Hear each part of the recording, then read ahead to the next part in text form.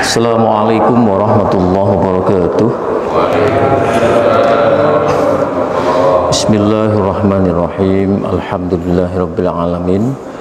Allahumma shalli wa sallim wa barik ala sayyidina Muhammad wa ali Muhammad. Amma ba'du. Bapak Ibu, rekan pemuda dan remaja yang dirahmati Allah, kita bersyukur kepada Allah masih diberi nikmat nikmat iman, kesehatan, nikmat Islam, sehingga bisa berkumpul di tempat ini dalam keadaan insyaallah sehat walafiat.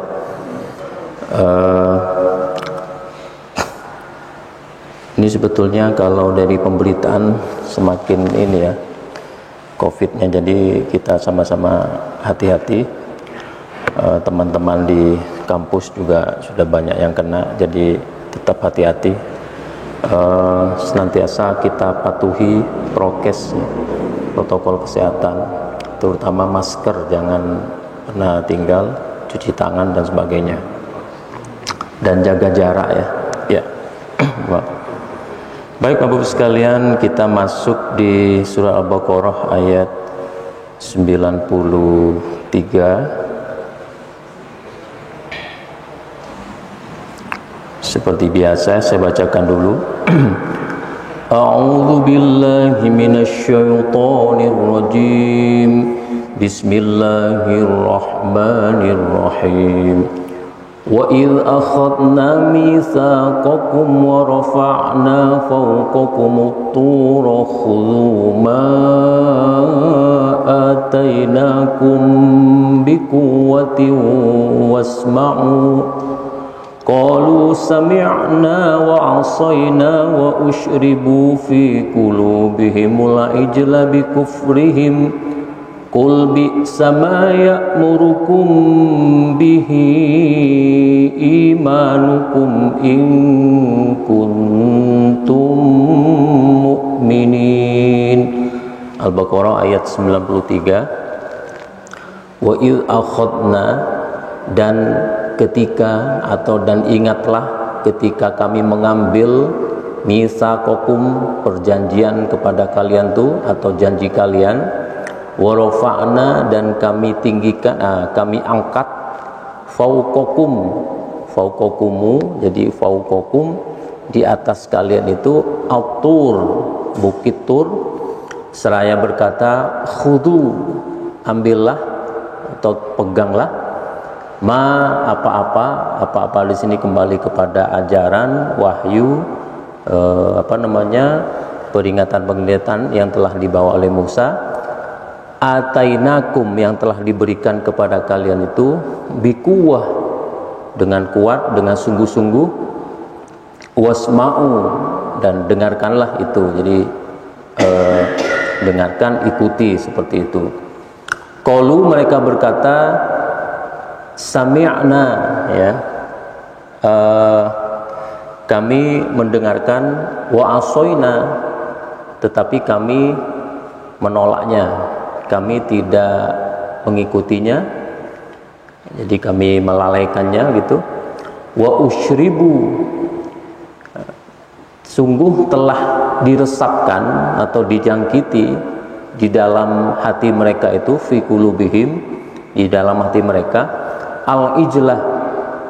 Di sini masih ingat patung anak sapi, tapi yang dimaksud di sini ada kata yang tersembunyi, ada kata hubbah, jadi atau hub, yaitu kecintaan kepada patung anak sapi, bikufrihim, akibat kekafiran mereka itu, atau yang kemudian kecintaan kepada patung anak sapi itu mengakibatkan kekafiran mereka.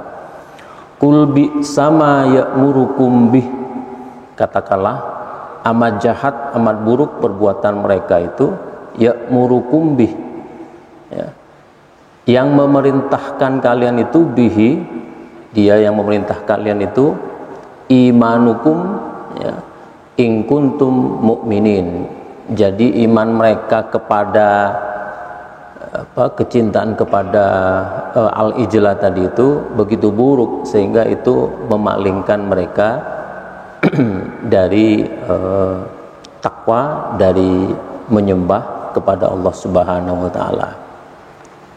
Jadi ini sebetulnya masih terkait terus dengan ayat-ayat sebelumnya, hanya nanti kita yakin ada hikmah di balik setiap ayat Al-Quran itu.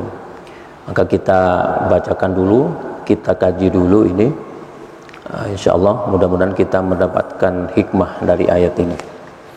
Ibnu Katsir berkata, yu'addidu tabaraka wa ta'ala. Jadi Allah menghitung-hitung atau mengingatkan kembali alaihim kepada mereka itu, kepada mereka Bani Israel, khata'ahum akan kesalahan mereka, wa mukhalafatahum dan juga pelanggaran-pelanggaran mereka, lil misaki wa utuwahum,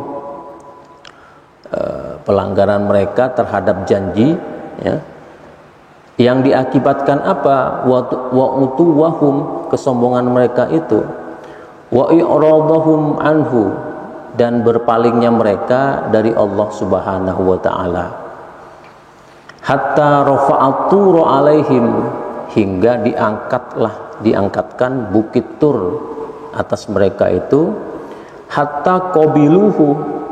Jadi ketika mereka diangkat bukit Tur di atas sambil dikatakan peganglah ini, ajaran ini, mereka berkata itu qabiluhu, jadi mereka menerimanya, sami'na gitu ya, summa khalafu, tapi kemudian mereka itu melanggarnya.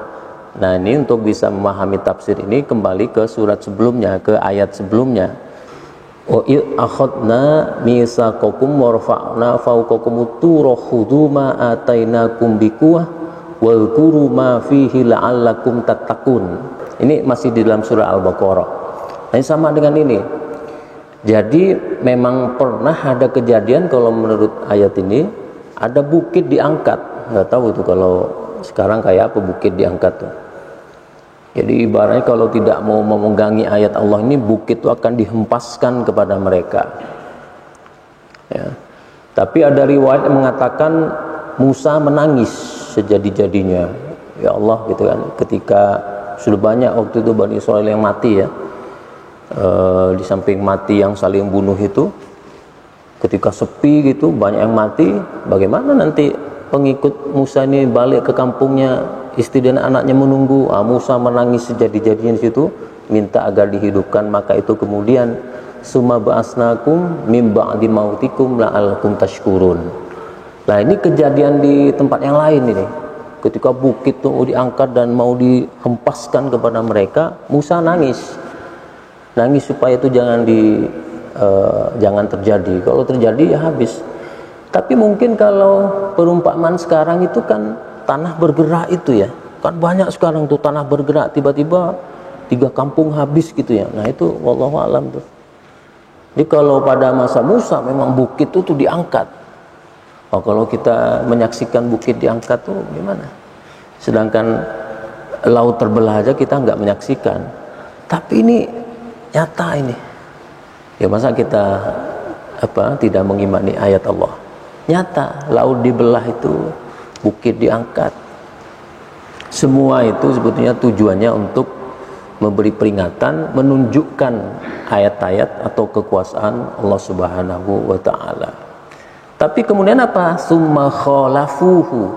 Jadi ketika anggaplah bukit itu sudah diturunkan kembali ke tempatnya dan mereka berjalan bersama Musa, ketika ada masa-masa tenang itu mereka summa khalafu. Mereka itu menentangnya atau melanggarnya.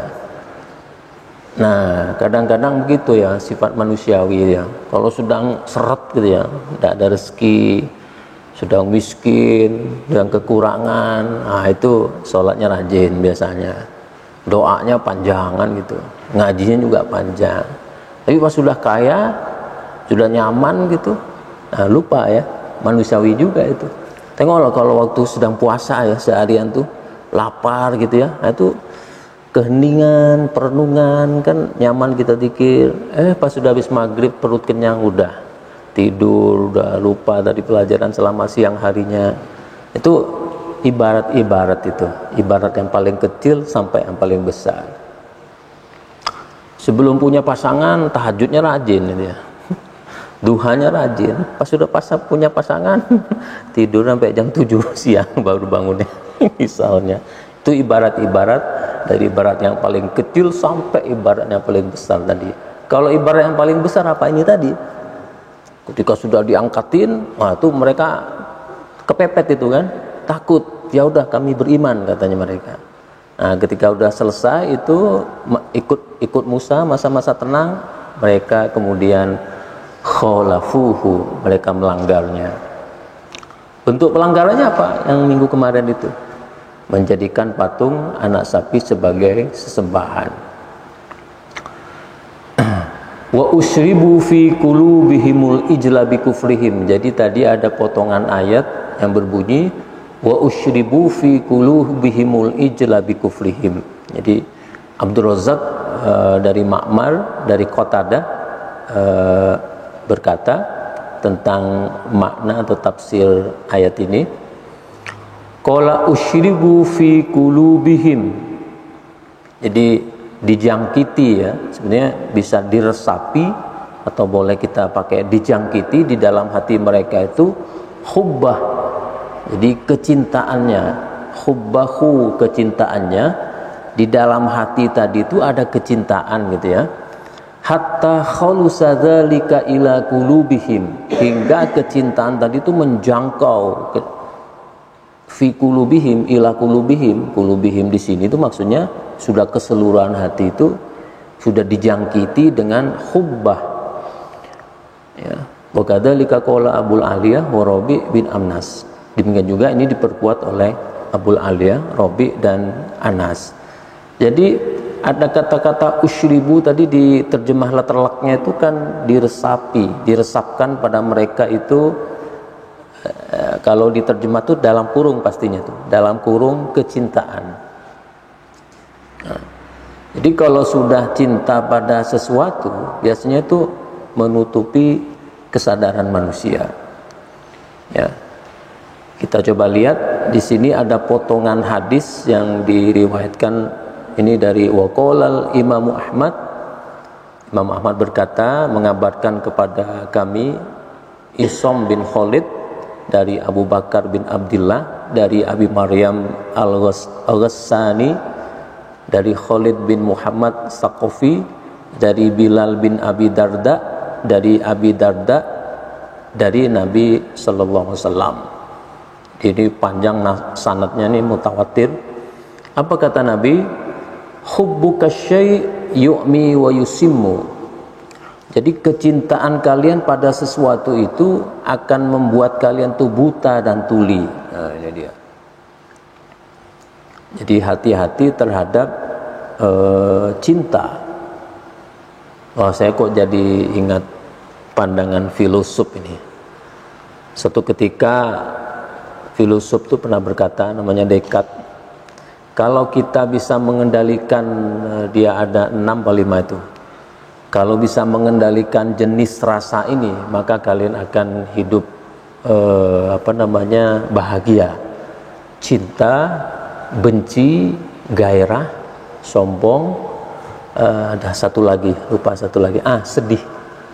Ini kata filosof namanya Descartes. Jadi kalau kita bisa mengendalikan 5 rasa ini, kita akan bahagia. Cinta, kendalikan tuh cinta tuh, cinta kepada apapun. Jadi kalau mencintai sesuatu itu jangan terlalu, gitu aja lah. Kemudian benci, kalau membenci sesuatu jangan terlalu. Dan ada hadis Nabi memang ya.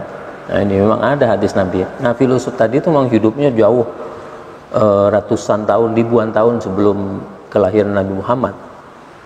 Dia hidup 600 sebelum Masehi, Descartes ini. Nah Nabi kan juga pernah bersabda ya, kalau kalian tuh mencintai sesuatu jangan terlalu, membenci sesuatu jangan terlalu. Kemudian apa? Cinta, benci,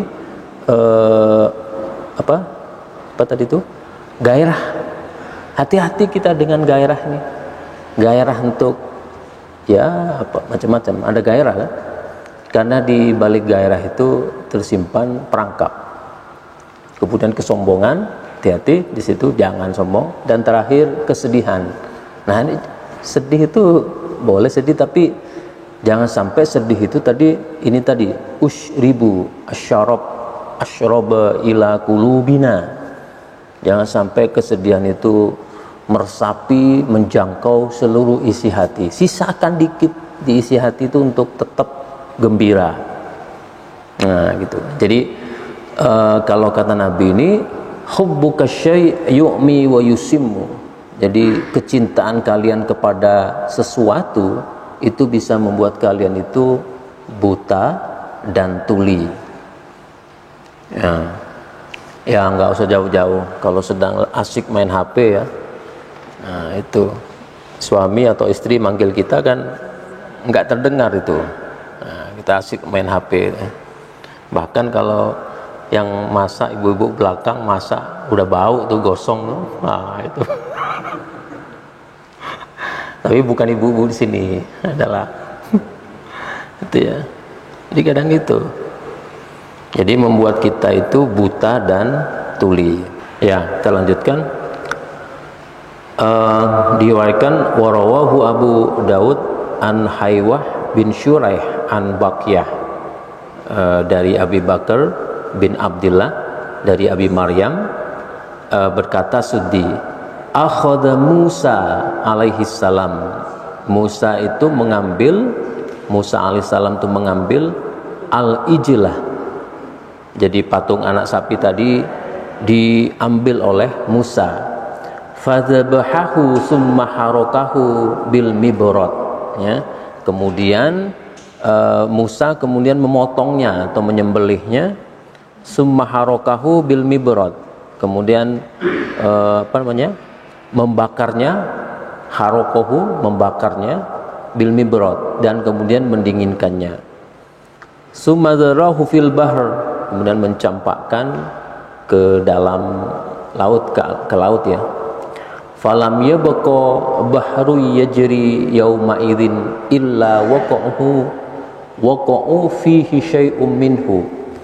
Maka tidak ada laut tadi, air tadi itu tidak mengalir, sungai atau laut tadi itu tidak mengalir ya, pada hari itu. Jadi wallahu alam ya, ini ada sebuah riwayat ini yang kok bisa seperti itu riwayatnya. Jadi ketika Musa itu udah kesel gitu, patung anak sapi itu dibawanya, dipotongnya, disembelih gitu, dipotongnya, baru kemudian dicampakkan ke laut ya. Nah, ketika dicampakkan itu maka tidak ada yang terjadi di laut itu, maksudnya laut itu tidak mengalir, tidak bergerak ya. Nah, itu wallahu a'lam apa maksud tafsir seperti itu. Nah, yang penting dari sini kemudian adalah Musa berkata kepada mereka, usyribu minhu, jadi minumlah kalian. Jadi suruh minum air tadi itu. Fasyarobu, maka pengikutnya itu minum. Famangkana yuhibbuhu, barang siapa yang cinta kepada patung anak sapi tadi, kharaja ala syaribaihi dhahabu, maka akan akan tumbuh di sisi kumisnya itu ada kumis emas gitu.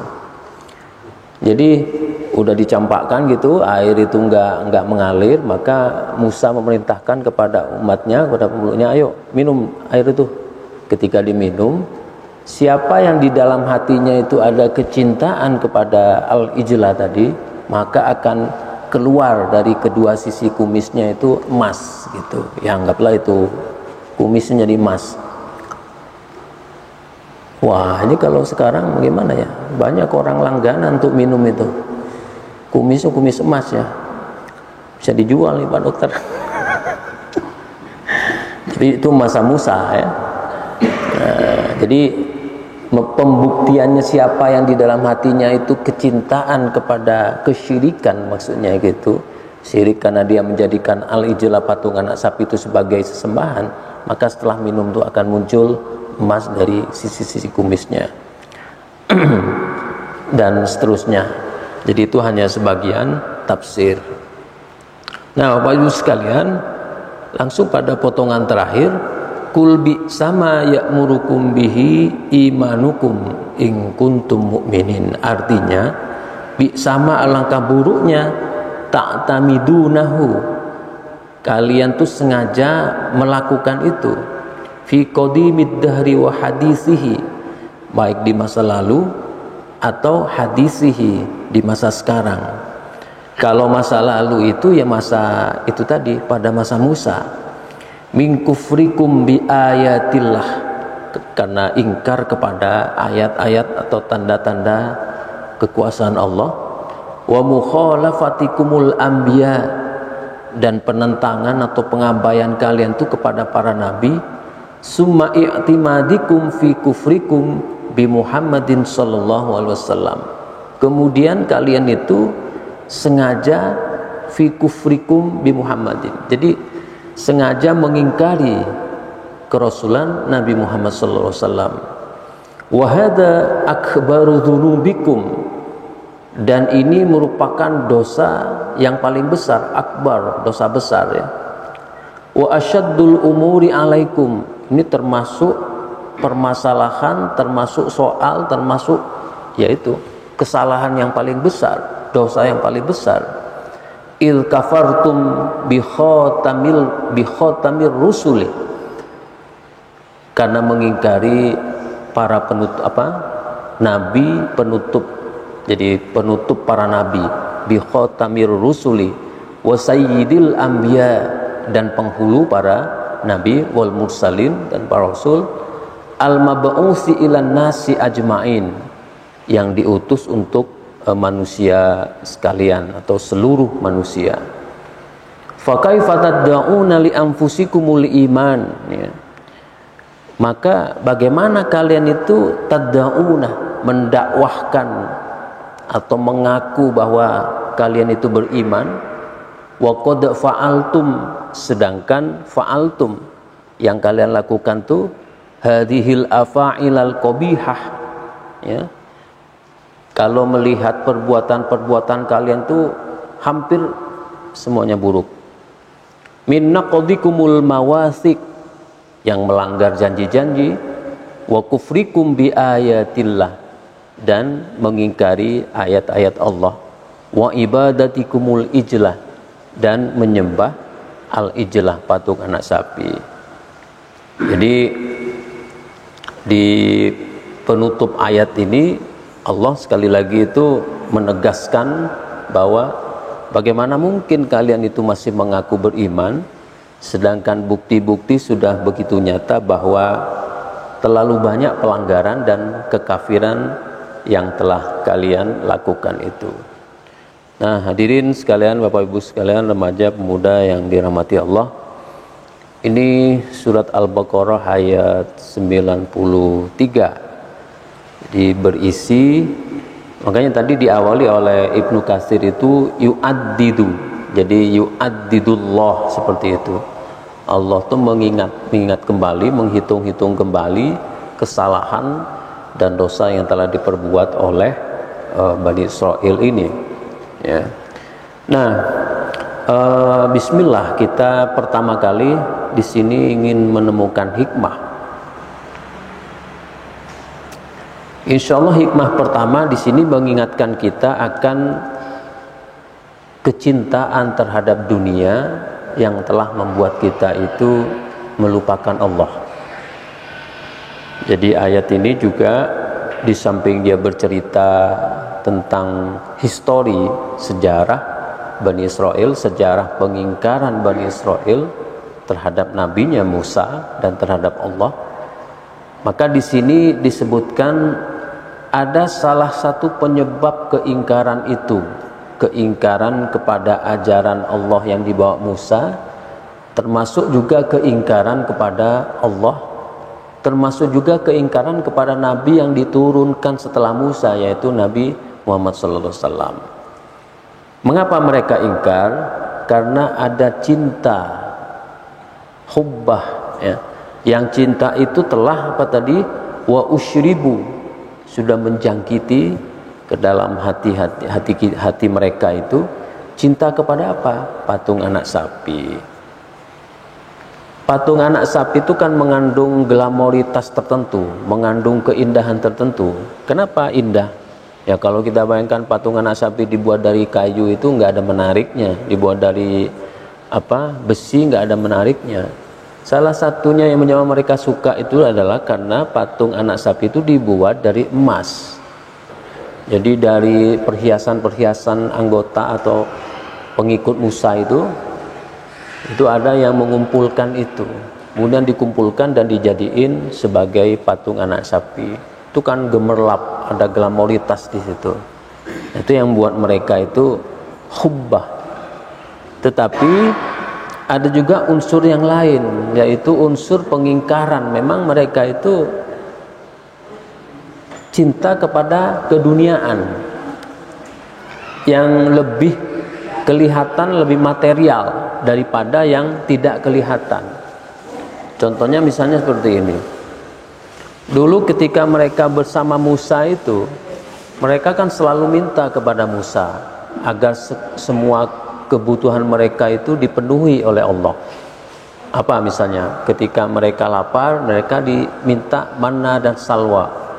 Diberilah mereka manna dan salwa. Ketika mereka haus, mereka diberi minum dengan cara Musa memukul tongkatnya ke batu. Ketika mereka merasa kepanasan, mereka minta kepada Musa. Musa minta kepada Allah, kemudian dilindungi dengan awan. Nah, macam-macam. Ketika mereka terjepit dikejar oleh Fir'aun dan pasukannya, mereka minta kepada Musa pertolongan. Musa minta kepada Allah dan dibelahkan laut. Nah, saudara-saudara, apa sebetulnya hikmah di balik ini? Hikmahnya adalah mereka lebih suka terhadap hal-hal yang bisa memenuhi kebutuhan nafsunya. Nah ini, kan kalau sudah terpenuhi kan sudah. Lapar dikasih makan, haus kasih minum, panas dikasih awan, kejepit dikejar Fir'aun diberi jalan. Nah, jadi mereka lebih cinta kepada hal-hal yang sifatnya bisa memberi kenikmatan secara langsung. Tapi sayangnya mereka gagal untuk merenungi siapa sebetulnya yang memberi nikmat ini. Itu dia yang sangat disayangkan. Mereka gagal untuk merenung, bertadabbur gitu, bertafakur, siapa sebetulnya yang telah memberi semua macam kenikmatan ini. Jadi ini mereka pandangan hidupnya itu lebih kepada pandangan hidup materialisme. Materialisme itu yang materi, yang nampak aja. Yang tidak nampak, tidak perlu dipercaya gitu. Sedangkan Allah Subhanahu wa taala itu immateri. Tidak materi dia. Gak kelihatan, tetapi nikmatnya, kekuasaannya, keagungannya, kasih dan sayangnya itu sangat terasa setiap saat. Nah ini yang menjadi hikmah kita. Jadi kalau kita cinta kepada keduniaan yang sifatnya materialis, maka itu sebetulnya menempati posisi paling rendah dari keimanan kita. Nah ini paling rendah. Mohon maaf, ini bukan untuk kita semua, untuk saya lah, dan untuk kita semua juga lah. Kalau seumuran kayak kita, saya udah 43an gini, tapi masih terlalu cinta kepada yang sifatnya duniawi, maka spiritual saya itu masih sangat rendah. Wah ini saya diceramahi ini, ya tidak apa-apa. Ini kan hidayah, insyaallah. Jadi kalau udah seumur, minggu kemarin kan ceramahnya kepada saya begini. Kalau seumuran kayak kita masih baca Quran nih, hanya baca gitu aja, wah itu masih levelnya masih rendah. Jadi kalau udah kayak kita, ini semua nih di atas 40 ke atas nih, ya boleh lah, yang 30 boleh. Jadi baca Quran itu harus tahu artinya dulu. Baca terjemahnya juga. Kalau punya waktu dan punya kesehatan, baca tafsirnya. Ustadz, mata saya tidak bisa baca. Ya udah, ikut kajian tafsir. Itu level kita. Seukuran kita tuh harus seperti itu di dalam memperlakukan Al-Quran. Bukan hanya baca selesai, enggak cukup. Loh, gimana? Dipertanggungjawabkan besok. Umurnya dipakai untuk apa? Kan alhamdulillah kalau kita disibukkan dengan ingin mengetahui arti Al-Quran sehingga lupa kita untuk banyak mengunjing, kan alhamdulillah seperti itu. Nah, itu hikmah minggu kemarin. Nah, hikmah pagi ini rupanya begini. Kalau kecintaan kita itu masih lebih besar kepada keduniaan, maka itu level cinta, level iman yang rendah. Nah, ini saya diceramahi nih. Ya alhamdulillah lah. Kadang-kadang seperti ini enggak diniatkan sama sekali. Datangnya itu. Dari tadi malam juga enggak ada. Nah, datangnya di sini, alhamdulillah. Semoga ini hidayah. Jadi cinta keduniaan, cinta materi itu menempati posisi cinta yang sangat rendah, iman yang sangat rendah. Nah, cinta yang paling tinggi apa? Hubbullah, cinta kepada Allah. Makanya ada sufi perempuan dulu, Rabi'atul Adawiyah itu, wah hidupnya itu. Dia sampai berkata, ya Allah, jika aku beribadah kepada Engkau hanya ingin mengharapkan surga dan agar aku terhindar dari neraka, maka masukkanlah aku ke dalam neraka. Itu Rabi'atul Adawiyah. Kalau kita ngomong kayak gitu takut-takut nanti dimasukkan ke neraka beneran sama Allah. Nah, kalau Rabi'atul Adawiyah ini ketika ziarah ke makam Nabi, Rabi'atul Adawiyah pernah berkata begini di depan makam Nabi itu, ya Rasulullah, mohon maaf, baru kali ini saya bisa mengunjungi engkau, karena seluruh hidup aku ini yang terisi di dalam hatiku hanya Allah Subhanahu wa Ta'ala. Nah, seperti itu. Itu Rabi'atul Adawiyah. Kalau kita nggak sanggup, kalau dikalkulasi ya, nah itu ada, kalau misalnya ada kalkulator nih, atau ada rekam lah, mungkin besok harus ada programmer yang membuat aplikasi seperti itu. Dari bangun pagi nih, tempel aja di sini mungkin, atau apa tuh tadi alat tuh ya, Pak Dokter ya, tempel. Nanti pas mau tidur malam tuh buka alat itu, buka di laptop ya Pak Dokter, buka, keluarlah semua, dret. Apa isi otak kita selama 1 hari? Rupanya 90% duniawi. Misalnya ada yang apa, kebon, HP, istri, Facebook, WA, segala macam. Nah, berhentinya kalau cuma sholat duhur, asar, maghrib, isya, berhenti cuma itu pun berapa menit. Syukur kalau setengah jaman ya. Kadang itu cuma 5 menit ya sholatnya. Rupanya 23 jam kita ini duniawi semua. Astagfirullahaladzim. Ya ini untuk saya ini. Nah, kan kita dikasih waktu 24 jam ya. Wah, itu benar tuh Pak Dokter, kalau ada orang bisa buat aplikasi seperti itu bagus banget tuh. Tempel aja di sini seret. Nah, dia rekam perjalanan gerak pikiran kita. Kira-kira dalam sehari itu apa yang lebih banyak dipikirkan. Nah, Bapak Ibu sekalian yang dirahmati Allah, ini hikmah kita. Jadi pertama, kecintaan kita kepada Allah Subhanahu wa Ta'ala itu harus menempati posisi paling atas daripada kecintaan dan ingatan kita kepada duniawi. Ustaz, apa enggak boleh kita cinta pada duniawi? Boleh. Kenapa tidak? Nanti jangan salah paham, enggak boleh lagi cinta dunia, enggak, boleh. Tapi jangan sampai kemudian cinta kepada dunia itu menempati seluruh relung hati kita. Hati kita tuh dikuasain oleh itu. Berarti bisa enggak kalau kita cinta duniawi tanpa mengurangi keimanan kita kepada Allah, tanpa mengurangi derajat ketakwaan kita kepada Allah? Bisa. Yaitu pengendalian diri tadi. Jadi sering-seringlah kita untuk mengevaluasi, mengingatkan diri kita akan ketakwaan, ketaatan kepada Allah Subhanahu wa taala. Bapak-Ibu sekalian yang dirahmati Allah, kiranya itu yang bisa kita sampaikan pada pagi hari ini. Semoga ada manfaatnya. Semoga ini menjadi peringatan kepada kita bahwa ternyata di balik riuhnya cerita pengingkaran Bani Israel kepada Musa dan kepada Allah itu, ternyata di situ ada satu unsur yang membuat mereka itu ingkar kepada Allah dan Rasulnya, yaitu hubbud dunya. Bapak-Ibu sekalian, kiranya demikian, kurang lebihnya minta maaf. Wabillahi taufik wal hidayah. Assalamualaikum warahmatullahi wabarakatuh.